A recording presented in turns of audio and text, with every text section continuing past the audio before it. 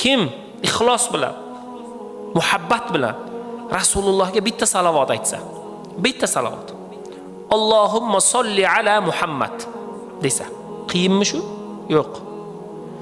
Yoki qaysidir namozga o'qiydigan salovatlarimiz bor, ko'pchilik yodlagan. Allohumma solli ala, Allohumma barik ala degan salovatlar. Uni bittasini ixlos bilan aytsa, Alloh taolo unga 10 ta salovat aytadi. Alloh taolo u bandani 10 ta darajasini baland qiladi. 10 ta yaxshilik yozadi va 10 ta gunohini kechiradi. Bitta salovat aytganimizga. 1 daqiqa ham ketmaydi. Undan ko'ra salovat aytaylik.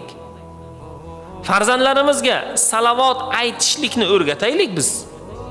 Farzandu zurriyotlarimizga turganda, ertalab turganda 10 ta salovat, kutayotganda 10 ta istig'for, kechqurun yotayotganda qaysidir zikrlarni aytishlikni, o'qishlikni